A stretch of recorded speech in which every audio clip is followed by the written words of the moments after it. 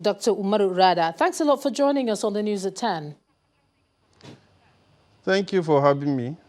Just how distressing is it across the various categories of SMEs that we see coping with the nature of disruption in the last 6 weeks or so? I think honestly we are facing a very difficult situation because this is something that is happening globally.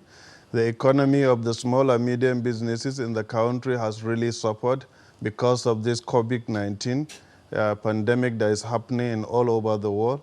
And Nigeria is not an exception, especially Nigeria, which has one of the highest number of MSMEs in Africa.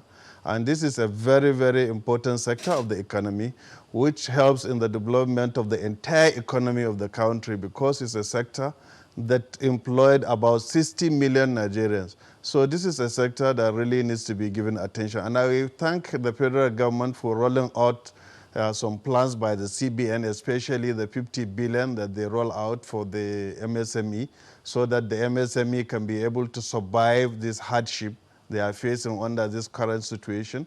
And again, we are happy that the federal government also gave moratorium to all the loans given by the federal government, including those ones from BOI.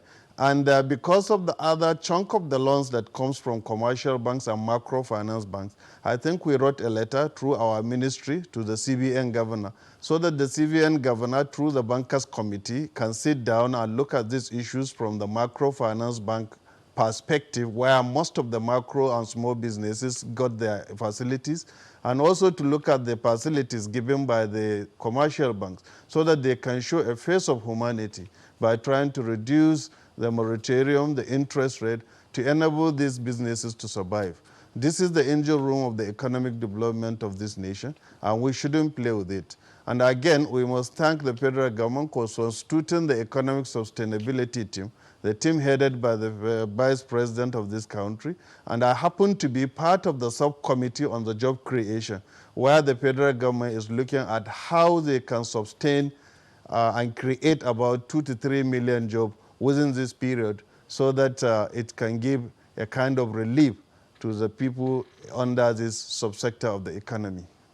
All right, let me quickly ask you, you've talked about moratoriums, and obviously there have also been calls for tax waivers.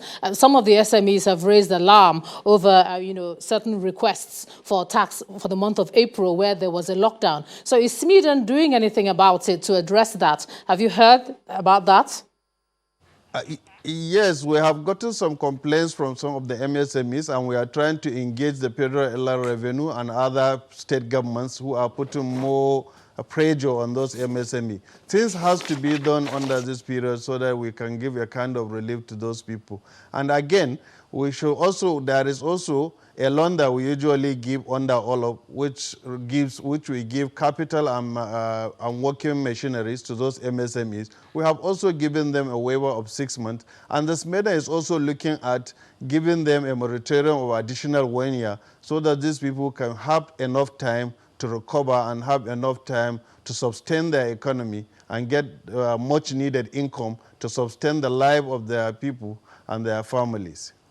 I mean, earlier on you were talking about palliatives. You mentioned the CBN's 50 billion naira relief fund that has been going around. But looking at comments from some of your members, they are to see anyone who has actually benefited yet. Are you monitoring, how that's going to be disbursed and whether or not they're getting it as quickly as they need it, even though the announcement has been made about 7 weeks ago? I think they have given relief on some of the procedures and some of the processes. And a lot of people who have applied are getting it easier than before because most of the procedures to obtain those loans were relieved, were easy up, so that people can be able to access it easily and quickly.